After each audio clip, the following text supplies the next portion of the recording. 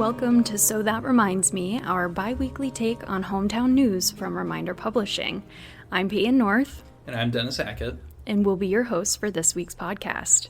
Here at Reminder Publishing, we spend our days diving into the issues that matter to readers in our towns, from community policing and property taxes to school curriculums and zoning issues. We celebrate the opening of new businesses, the appointments and retirements of municipal employees, and record and review election results and impacts, and highlight community events and heroes. Our goal with this bi-weekly show is to share the hot stories in our newspapers and take you behind the scenes to share the process of how we bring you the news. Some weeks you'll be hearing from the two of us, some weeks you'll be hearing from our colleagues Chris Mazza and Tyler Garnett, and other weeks we're hoping to get all four of us on here for some healthy banter and fun discussions. So, without further ado, I figured first we could start off with sharing a bit about ourselves. Dennis, would you like to go first? Sure. So, my name's Dennis Hackett. I am the Hampshire County Managing Editor now. That covers East Hampton, Holyoke, Northampton, and Amherst. Over my 5 years here, I have worked in Westfield, Northampton, Ludlow, and now I'm very excited to be taking the opportunity to go forward with our first ever podcast. And I'm really looking forward to the results. This is something that I've always wanted to do. And here's more about Payton. I'm Payton North. I am the executive editor with Reminder Publishing. I've been here for almost 7 years, which is absolutely baffling to me. I started here as a freelancer in my senior year of college, just reporting, and I moved up through every position we offer in the editorial department. So it's been a very busy 7 years. We've done a lot of expansions over the years. We've gone from 2 weekly newspapers to having so many more now. It's unbelievable, and I'm excited to be going up and working on this podcast and bringing the company into the 21st century. So, what we'll do here, I think, is we'll just get into the biggest stories of the weeks in our communities. But first, we will have a quick break. We get it. You're busy, but you want to be connected to your local community. If you're not reading The Reminder, Western Mass's free weekly newspaper, you're missing out on the heartbeat of your town. Stay in the loop with all the latest buzz, from local stories to community updates and exciting events. It's all in The Reminder. Just log on to thereminder.com and dive into the hometown news you love. To subscribe to receive The Reminder at your home, call 413-788-1316. Don't miss a beat. Your town, your stories, your community for over 60 years. The Reminder. We are hometown news. Every month, Reminder Publishing's Go Local magazine features the best Western Mass and Northern Connecticut businesses, with articles on new storefronts, coffee shops, restaurants, and more. Go Local magazine is your resource to find the best businesses to frequent in the area. Go Local also features original recipes, how-to pages on festive crafts, a listing of places to go and experiences to enjoy over the course of the month, and so much more. Pick up Go Local magazine at hundreds of businesses, banks, gas stations, and restaurants all over Western Mass and Northern Connecticut. Or check out Go Local magazine at thereminder.com. And we're back. Let's get into the top 5 headlines for the week. So let's kick things off with West Springfield's Mittineague Elementary School is closing this year after a 4-2 vote. So Mittineague's final school year is more than halfway done. The school committee voted 4-2 to close the school and to reassign its students to Coburn and Tatham schools in 2024-25. The vote happened after a year-long study by an ad hoc student population projection committee, as well as a public hearing on December 12th, 2023, where more than 36 speakers asked the committee not to close Mittineague or to try to delay the process. According to school committee member Diana Coyne, the school department has contemplated closing Mittineague since 2005, so this isn't really anything new. It seems like the crux of the discussion for parents who came to speak at the meetings was the sense of community that Mittineague has and their concern that that sense isn't as strong in Coburn and Tatham as their bigger schools. So by closing Mittineague, they're feeling like their kids aren't going to have that same sense of community. School committee members repeatedly said that those schools also have a sense of community. There were 4 yes votes. That included Mayor William Raquel and 2 no votes, being Kathy Alvarez and Robert Mancini. Averis says she didn't think the community had enough time to respond and to process the proposal to close, and Mancini said the same thing, that the vote was taken in less than a month after the hearing and that it was too fast of a vote. Here's where I feel like it gets tricky. After the vote took place with the committee members, residents started to cast some accusations saying that they couldn't trust the folks on the committee who voted for the closure. And I mean, Dennis, we see this a lot all the time where towns will have the process of the meetings, the hearings, and after a vote goes through, that might be just like a little controversial for people. They come out and say the town's not being transparent or that they can't trust the town. I mean, we see this all the time. And obviously that's not universal. There are times when the town might be less than forthcoming, but these meetings are all public. Like a lot of times people will just not hear about something because they aren't on the town forums or they aren't attending meetings or reading their local newspapers. Shameless plug. So they're late to the party and then blaming the town when they aren't paying as much attention as they probably should. Yeah, and then one of the issues you really see with this a lot is that people aren't necessarily understanding of certain things like public comment or open meeting laws, where these boards and committees are required to follow specific state guidelines in order to not trip over their own shoes, or however you want to put it. But there's certain issues where they have to follow these laws, or there's going to be fines or other things will happen. But yeah, it's really difficult for these situations. I know personally I've seen a lot of these over the past year, covering a lot of towns with different issues, whether it be a school superintendent search or projects becoming before a planning board. You see a lot of people unhappy with some of the decisions, but not necessarily have been there along for the whole ride or really looked into the issue as much as it needs to be looked into when they see the final vote coming to a head. Yeah, I agree. At the meeting, they also voted 5-1 to start working on an application to build a new elementary school in town to replace Memorial and Tatham. If the town council votes against this, when it goes to town council, that is, it wouldn't change the closure of Mittineague because there's enough room at the remaining 4 elementary schools to accommodate. But really where the heavy hitter was with this was that when the schools consolidate and Mittineague closes, the school currently has 22 teachers and only 9 will be needed to go over to the other schools to accommodate for the increase in enrollment. So a committee member did explain that though the teachers who lose their jobs will not necessarily be current Mittineague faculty, as those with seniority can bump younger teachers if they choose to seek a position elsewhere in the district.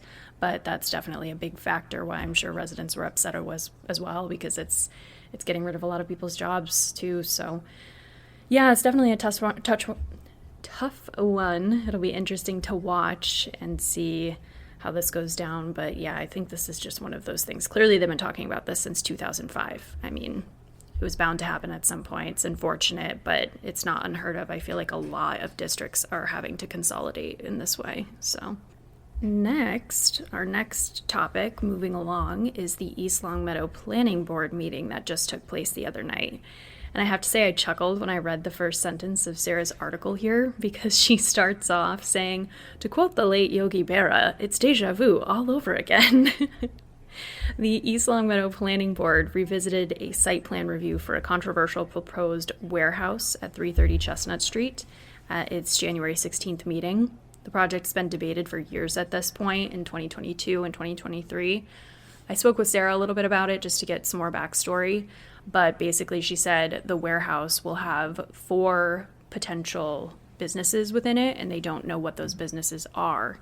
So they're just building the site, and they don't know who's going in at this point. It's pretty much anything that's been proposed at that site has been consistently opposed by people living at the Fields at Chestnut condominium, which abuts the property. And back in June of 2023, the site plan for 330 Chestnut was approved by the planning board and then later reversed and denied it. And as a result of that reverse, the applicants brought the appeal to land court. I mean, it's a hotly debated item when the member of the board, I was reading the article, before the meeting even begins, I believe it was Russell Denver. I didn't double check, but I think it was Russell Denver who said, if you all can't behave, like, you're not going to be able to speak. So they clearly have had some significant discussion surrounding this. There were a bunch of lawyers who attended on behalf of the applicants, the redevelopers, and a lawyer representing Fields at Chestnut Condominium Trust. One resident actually did disagree with the folks who opposed and said he didn't have sympathy for the Fields at Chestnut residents because they knew their property was in an industrial zone when they purchased it. Because the hearing took place during a snowstorm, they opted to continue the hearing to February 20th to give more residents a chance to attend. Something we see all the time in our communities is the difficulties residents face when it comes to not wanting their tax rate to increase, but also not wanting to lose their small town charm and feel. So residents always oppose projects like this because of the increase in traffic or noise or things like that, but then we'll turn around and complain that there aren't enough businesses in town to keep tax rates lower. So it's like kind of shooting themselves in their own foot. I mean, I hate to say it, I understand I would be upset if there was a warehouse being built in my backyard, but I don't have industrial property in my backyard. So, I mean, you win some, you lose some. But, I mean, this happens in all of our towns across the board for sure. Yeah, speaking of things that I recently covered, mentioning the planning board previously, there was a big hubbub about a development in East Hampton a couple of months ago where they were, in the course of it was really over the course of a whole year, where they were talking about putting in a new development that would have a gymnastics facility, residential buildings, and all sorts of stuff. Obviously, a warehouse isn't on that same kind of scale, but people really come out in droves to say, hey, how is this affecting the kind of, I forget what I can't really put a word to it, but kind of the nature of where we live and how is this going to affect it going forward. Mm-hmm. And almost every single time there's always some kind of disagreement about what is going in, how the developer is working with the people abutting the area. But again, it's one of those things where maybe not in all cases you're in an industrial zone, but that's definitely something to be aware of that could happen. It may not have happened when you moved in there 20 years ago, mm-hmm. but because the zoning is there, it's something that could happen at really any time. Yeah, it's like the traffic, the safety of kids in the area, like what kind of business is this going to bring? Will it be family friendly? That's always just, and I get it. Again, I mean, I'd be concerned too, but at the end of the day, your taxes are going up, you're upset about this, but you can't keep opposing businesses that are going to help with your tax rate and lower them. So I don't know. It's a catch-22 for sure. Yep. So we'll be right back after a few short messages. Are you planning your second act? Working on your bucket list? Investing for early retirement? If you've hit that point in life where time will soon be yours, let Prime Magazine be your guide. We're all about staying healthy and fit, keeping up with tech, traveling, local entertainment, managing finances, caring for your kids and elders, and much more. Pick up the latest copy of Prime Magazine every month. Prime, your best life now. Bring It Home magazine takes the best in the home renovation or home building business to your door. Featuring countless local businesses, Bring It Home helps Western Massachusetts and Connecticut homeowners, both new and seasoned, find the best of the best to suit their home's needs. The magazine is host to articles on local businesses explaining the latest trends from outdoor necessities to indoor design. For advertising information or to view Bring It Home online, go to thereminder.com. And we're back. Let's get into our final three topics. Looking at Ludlow now, for the fifth fiscal year in a row, it looks like Ludlow Public Schools may not be getting a level service budget. While the anticipated need to reach level service was $2.5 million, or a 7% increase, that actually came in a bit lower at 4.8%, or $1.7 million.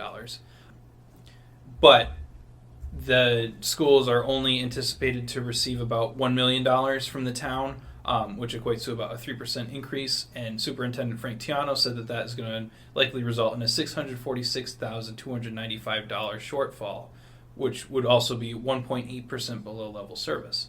This, like I said, this is not a new thing. In FY24, the district eliminated 22 full-time positions. In FY23, the district was going to cut 14, but at the time used one-time elementary and secondary school education relief funds, which are also known as ESSER funds, to fill 9 positions to meet English language and special education requirements.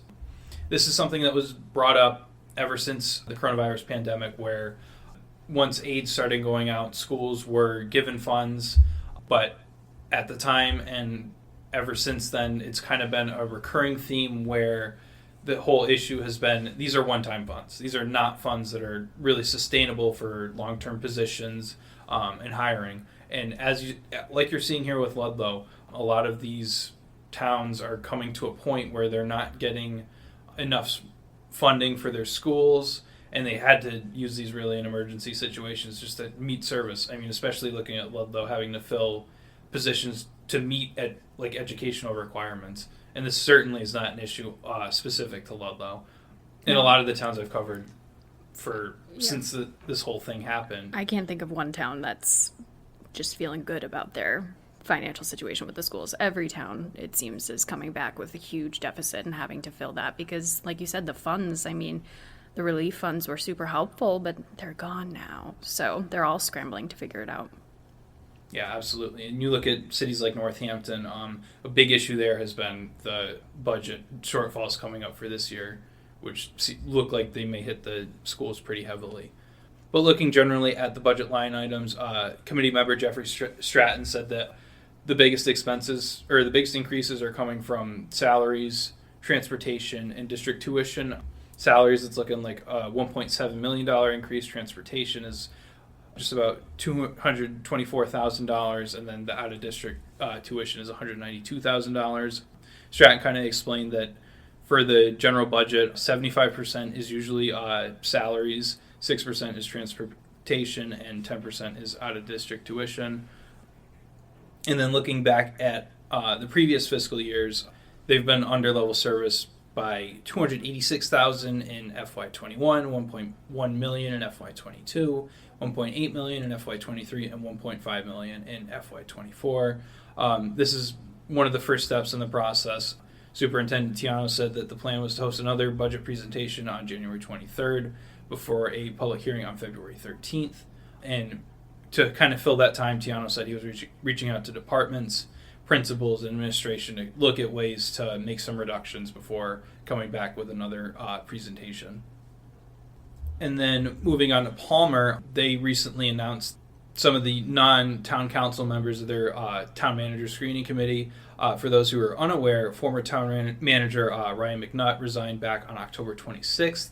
Since his resignation, Robert Reed has served as the interim town manager. Applications closed for this position on January 14th. Those were due to Community Paradigm Associates, which is the firm helping Palmer conduct the search. And the new members, screening committee members, include Police Chief Christopher Burns, residents Dave Golden, and Roger Fortune. They were initially supposed to include the town council members at this meeting to be on that committee as well. However, a couple of members were absent, so they delayed that decision for who will serve on the committee to January 18th. And then one interesting note with this is Ryan McNutt, he is actually a finalist for the Hamden Town Administrator and Southampton Town Administrator openings. One thing we've kind of seen recently is a lot of, not necessarily town council members, or town managers rather, but positions of power in a lot of these towns have really kind of been in a vacuum where you see people not necessarily sticking around or retiring or just moving on to other things, and you see that there's really kind of a void where it's difficult to kind of fill these positions these days. Yeah, there's been just a huge shakeup in so many of the communities when it comes to, like you said, the people in the positions of power. Some of the mayors aren't coming back for re-election. Town managers are moving on. They're finding another job. They're retiring. And a lot of our local communities, the Western Mass communities that we're covering, are struggling to find someone that fits the bill for the job. It's a big job to be a town manager, town administrator. I mean, for instance, East Longmeadow, 2 years ago, 3 years ago at this point, I don't even know. It was so long ago when Mary McNally announced that she was resigning. She was going to retire. It took them 2 years, I think, to find someone this year or this past year in 2023 to fill her position. And they did 2 different formal searches. They spent so much money and they ended up with someone who's doing the job, and that's great, but it took forever because there are just so many obstacles. Some towns aren't able to have competitive enough salaries for these people. They can go and make more money out east, or there are just less people who are interested in these positions. And I mean, you can say that for a lot of jobs these days. A lot of people are just they're looking for different work, and it's too bad. It's interesting because there's really just so many open positions like this in our communities. Yeah, it's almost kind of sad sometimes because you look at it and you'll see, oh, a certain number of candidates applied, and then you'll see half of those candidates withdrew or they weren't eligible for the position or something like that, and it really leaves towns kind of scrambling to help, keep their administration going and really continue the work that they do for their residents and everything. Yeah, I'm curious. I don't think we ever even received a real answer on why Ryan McNutt was resigning. I don't think we ever were able to get to the bottom of that. It was a little bit abrupt. I know Lauren LaBelle, one of our reporters, had just done a story with him talking about this next year and plans for the town, and she was even surprised when he resigned. So, I mean, we see now he's looking for another job in Hamden or Southampton for their town administrator opening, so maybe he was just looking for something different, which is valid. He had been with the town for a while in Palmer, but I'm curious to see how that shakes out for him and where he winds up. Yeah, absolutely. Definitely raises some questions about what had happened there and what kind of the reasoning is for moving forward, but as with everything, we'll see how it goes. Yep. And then looking at Springfield, Springfield's Performance Food Group is looking to expand its operations with a bigger facility now. So at a recent city council meeting, they met with representatives from the Food Group met with the city council to discuss a tax incentive financing or a TIF agreement. And just a little bit of background on Performance Foods. They've been around in Springfield for about 50 years, and they've supported local vendors like Big Y, Frigos, the Big E, even the University of Massachusetts, and really more as a food distributor with all kinds of food products, from not necessarily food products like mops to custom cut meats and everything. And when speaking to on the expansion, Brian Connors, who's with the Springfield Office of Planning and Economic Development, called it a very significant project, and it's expected to be a 117,000 square foot expansion, and it's estimated to be an investment of $31.7 million, and is also expected to create 350 jobs with an average salary of $74,000 per person. And the plan is to really use local labor to construct the facility and use local hiring agencies like Mass Hire to focus on hiring people in Springfield and in the surrounding area. And Vice President for Performance Food Group, Tammy Gardner, said that the expansion is expected to give them about 50% more capacity. Currently, they employ 565 people. A quarter of those are Springfield residents, and the company says that it funnels about $42 million in payroll into the local economy, which with this proposed expansion is expected to increase to $68 million. And one of the things with the discussion around the TIF was that while the TIF is in effect, the company is expected to contribute an additional $2.1 million in property taxes per year. And then once that's over, the anticipation is that they'll be paying $1 million per year. And then Gardner also called this a win-win for the city, and the council ended up unanimously approving that expansion. What an interesting contrast this is between, we were just talking about East Longmeadow and how they're up in arms about a warehouse being built, and now we've got in Springfield 117,000 square foot expansion with such a commitment to the community, and talking about this big investment. They're already invested in the community and even more invested now, creating 350 jobs with nice salaries. East Longmeadow could be getting in on this on their own in some way. I mean, we obviously don't know, again, what the business would be, and that's another layer, but I mean, the amount of money that they're contributing, Performance Foods, that is to the tax base in Springfield, it's an interesting contrast, seeing how Springfield's just seemingly receptive to this. I mean, we don't have a lot on public comment here, but it's interesting to see the two towns' reception. Absolutely, and I was thinking about this with the East Longmeadow warehouse as well. You look at it, I think it really comes down to how the developers really portray themselves to the city and the people they're going to be working with and helping out in these cities. I think a good example of this as well is in East Hampton. There's another development going in there about some residential housing, about 14 housing units off of one of the roads there. And one of the things that came out very, very quickly between the first and second meeting of the developer and the planning board and the residents was that they were working together. They were listening to residents' concerns, and they were moving forward. So I think that definitely kind of good faith working really helps with residents to be a bit more accepting of what may be coming into their neighborhood. Yeah, for sure. And in this case, I mean, Performance Food Group has been there for how long? Of course, they have this rapport within the community, and they understand the work they do. So it's less of a shock and a big deal than new businesses coming in and what that looks like. So you're right, there is a standing relationship there. And if they can really prove that to the community, then great. So that is definitely a factor. Good point.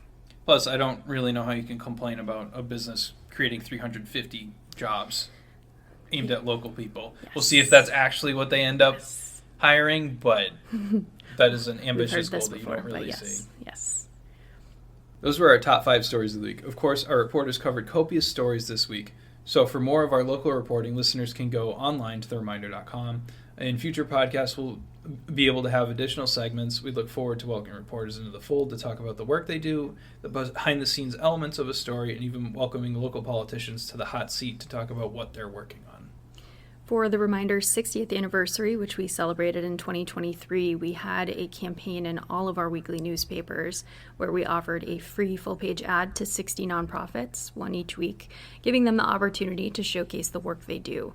We believe so strongly in the work of the local organizations surrounding us, and we hope that this podcast can be an extension of that, where we can welcome local nonprofits into a spotlight segment in the future so they can share with listeners the work they do and their needs. But first, we got to get a handle on this. We got to make sure, we know what we're doing up here and don't look like amateurs. So We most certainly are amateurs. Maybe, look a little bit like amateurs, but it's been fun. So with that, we wrap up our first episode of So That Reminds Me. Thanks so much for listening, and we'll be back with another episode on February 2nd. Thanks for listening to So That Reminds Me, produced by Western Massachusetts news source Reminder Publishing. Don't forget to subscribe to the podcast, find the latest news at thereminder.com, and follow Reminder Publishing on Instagram at Reminder Publishing, on X at The Reminder MA, and on Facebook. Reminder Publishing, we are hometown news.